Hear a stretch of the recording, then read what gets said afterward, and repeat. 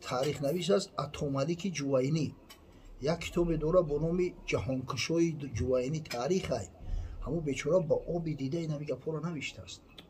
میگه چنگیزخان در شهر در اومد میگه اگر مسجد جمعه عدید بود این خونه بسیار بزرگ بوده. خونه کیه؟ گفتن این خونه الله. او بازمونه در همینجا میکنه رقصو را آوردن، عرق آوردن، شمنوش اومدن همونجا کنسرت دادن، بزم کردن. ای ملوهای بخورو میگه سعیس شیدن همون اسبای مغولو را قپیدگی صندوقای کتابای قرآن را بروردن در بیرون چوشیدن میگه و همون صندوقو را گرفتن آخری اسبا کردن برای الفتی. و میگه اونجا یک مولوی شرف الدین بوده است، مولانا شرف الدین یک عالم جوان میگه شیخ الاسلام میگه حضرت من خوب یو بیدو اما شاید ملک بنا اومده مشرکو غورت کردیجا ما بجایی که بخیزیم ملک خدمت دفاع کنیم ایدین خدمت دفاع کنیم ما با یورا سعیسی کردیسته بگو خاموش سر تا خم که او سری خمش همشیر نمیبره. یک قضای الهی یک عجل الهی مقصد کسی که اگر سر نفروره سر شای بدنش جدا میشه. این احوال از صوفیو شیخ عطار مصفید بود فریدالدین عطار در نیشاپور رفتن خطی مردم خیز جنگ کرد در جنگ شهید شدگی میشینن میخیزن بدبختو با یک گپوی میزنن ایتا اوتا و شما نامرد زنای بندیک های امریکا و اسرائیل اینترسی اسرائیل همون وقتی که تسلیم هم شد با شرط ها تسلیم شد خانه مسلمان ها نمیدروه گفت رسولا و باید بدرن تفتیش کردن کن یگان کسا با جانش تجاوز نمیکنه همه همی شرط ها را وقتی که قبول کردن با تسلیم شد در پویز بارش کردیم بردستیان این که جوای روسیه بو یا سودخه دیگه ایجاش که جوای روسیه سودخه سی ایجا که جوای را چون دست باید کامل لکت کلوم و پیستم سوجان کردیم. شخصانی که زوب داره زوبتون ورم میکنه عصبتون دا دست میکنه زود عصبانی میشه بزار ای همین لیچنی های 2000-3000 سومانه شدین و شما یک گیاه پیشنهاد میکنیم که از 13 نمود علف تیار شدگی کاملا طبیعی و بیخیمیکات میباشه. میخواین همین چیز رو دسترس کنین. برای دسترس کردن این گیاه طبیعی در شبکه پروفیل رقم های ما میشه یا اینکه در کامنتاریا زوب نویسید. دوستو یا واجه با یوخید یه روز با اسب میگذاری شما میره این همی صوفی بدن برام کسایی که سنگ میزنن همی صوفی رو ابله هم نه غیرتی صوفی را دارن نه کارباری صوفی را دارن نه محبتی صوفی را دارن. البته میگم که دبنشو حیلگر و مکارم هسته. حضرت مولوی میگه چنبس ابلیسی آدم روی هست پس به هر دستی نشاید داد دست. همین شیطانوی اودم صورت هم بسیارن فریب نخیره میگه حرفی درویشان بیدزدد مردیدون تا بخواند بر سلیم ازون فسون.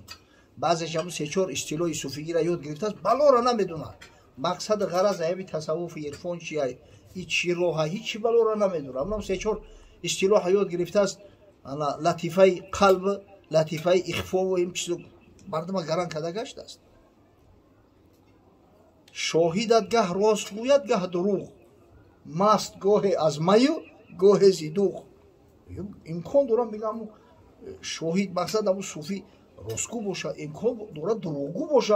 بعضی آدم خونه سوخته دوغ خورده دعوای مستی میکنه دوغ خورده مستی پیدا کند های هوی و سرگرانی ها کند. برای این مقصد مسئله نازک های اما همه حقیقتی حال همی که راهی طریقت خوبه به شرطی که در چارچوبه شریعت باشه ای چارچوبه شریعت خارج نشود. اگر در چارچوبه شریعت باشه بالای چشم سر ما عادتا همون صوفی و عارفی که از چارچوبه شریعت نمیبروید بسیار شخصای پاکیزه و تازه متقی هستند تقوای به حد بلند دارند اما اویش که علم نداره بیچاره ای چارچوبه شریعت میبروید او یک جاهل و زیان و ضررش در اسلام بسیار میرسه. اما بعضی کسایی بودن که فتنه ها ایجاد کردن این همین طایفه هم. ای الله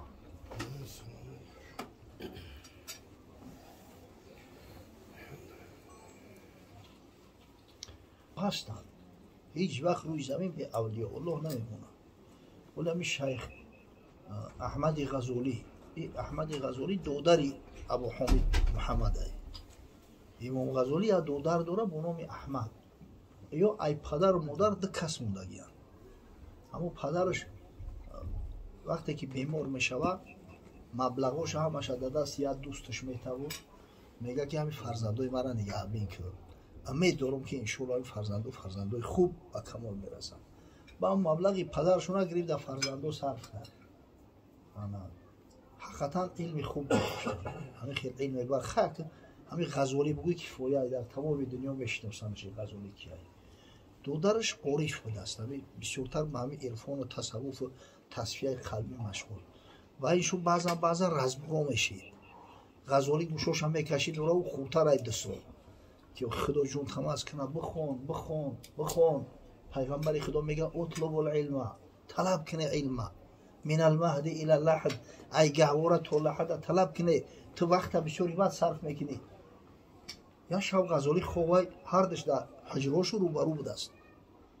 غزالی خوبای در خوش حضرت صلی الله علیه و سلم میدید پیغمبر خدا را. این قصه را عبدالرحمن جامی در نفحات الانس شورده گه میگه حضرت در خوب میبینم میپرم میخیزه دستوش بوسه کرده است، دعا و درود گفته است. همراه پیغمبر صلی الله علیه و سلم یک کسی دیگر هم است. خاطی هم چیزی گوشکی میکنه انا یا سیو میتن غزالی را در هم خوب این دیگه ای خوب میخیزه در کرتش نمیگه پیغمبر سیو دو دست دوخی. این سیو خودش همین نشانه علم و فرهنگ دانش ای سروسیما میدوام میاد دری دودرش شت میکنه ای خولو بخی بعد چشمش شکیده میخیزه میاد چیگه پای به خونواد نمیگم که بخون من 100 بار گفتم بچه تو میدانی من کی را خوب دیدم وای مقتی که او هم چشمش شکیده میگه عقب شو وای من اکر حضرت من التماس کردم اون سیوا دود چی که وای ولی نه گفته است که چی خوب دیدم. همین کتاب دوره با نام سوانح میگه که همیشه در روی زمین 354 اولیا در حال حرکت هستند. همیشه هیچ وقت روی زمین تو همون قیامت ایمی 354 تا خالی نیست. اینا میگه 300 تنو هستند. کروگی کلون 300 کسان. اینا را اخیار میگن، اخیار نیکان. بعد کروگ تنگتر میشود 40 تنو میشود، 40 تنی پاک میگن کو. اینا را ابرار میگن، ابرار. ولی همین عبدالرحمن جامی صبحت الابرار گفتن یا دوستان ابرار.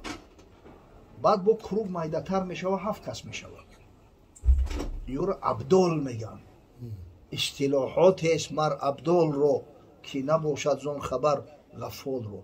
با کروگ با مایدتر میشود 4 کس. یا را اوتات میگن، میخها 4 میخ، 4 میخی زمین. بعد با مایدتر میشود 2 کس، یا را نقبا میگن.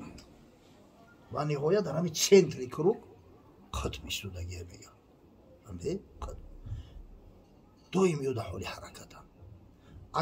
اگر به شرط همدیگر را ببینن و بخورن میفهمن، حتی میفهمن که درجه کدمش بلنده درجه کدمش پسته، همین را احساس میکنن. ای خیلی مردم نمیشناسن یورا ای آدمای شهرت میوان کو فرسخ ها دورن ای کور اولیای تحت ردایی لا یعرفهم غیری. حدیث قدسی روایت میکنن همه عارفا.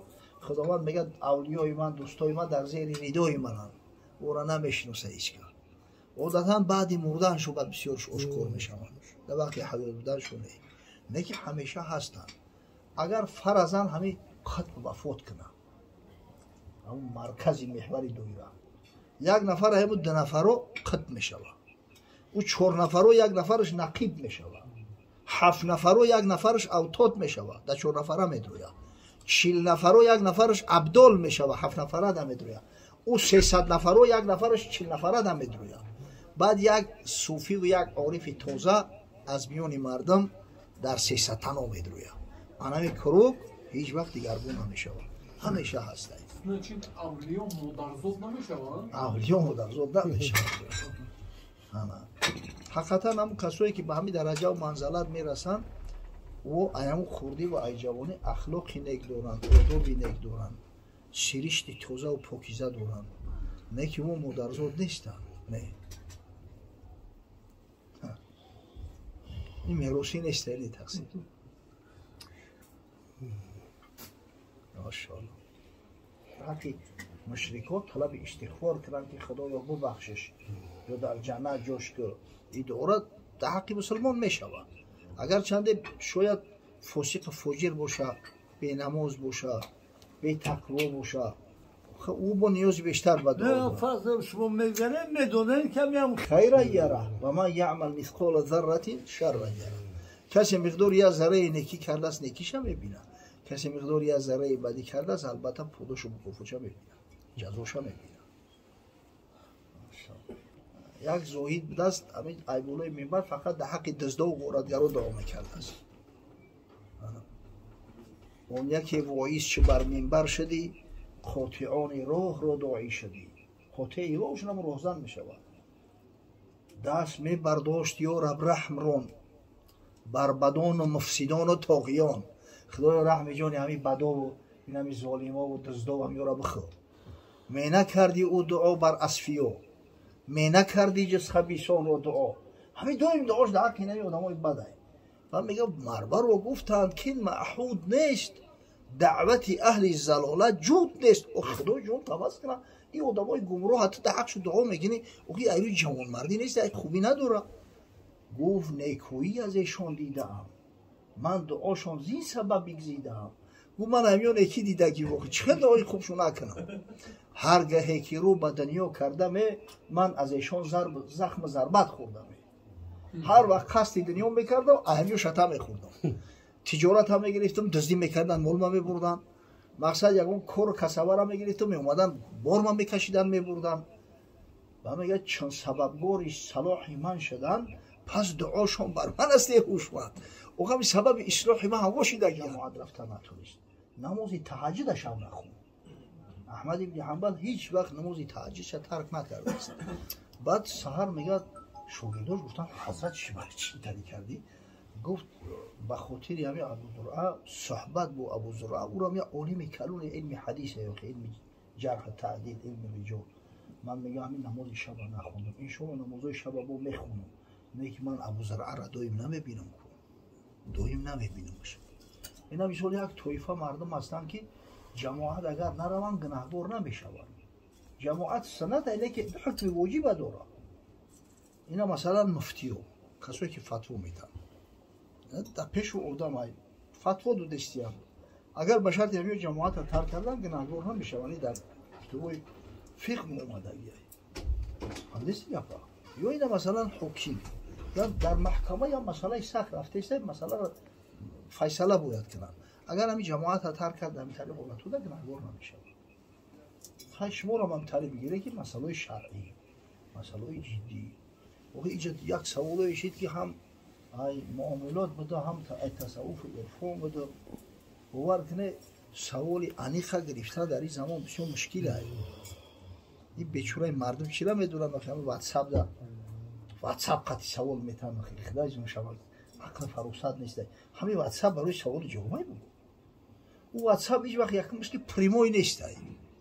او سوال هم میگیرن بعد یگان هفته میکنن ایسو اصول با جواب میتن. دویمش که یگان اتویت استویر سمو خانواده نمیبره. چی با سواس روشون از سیاه میکنن دروغ میگن غلط میکنن.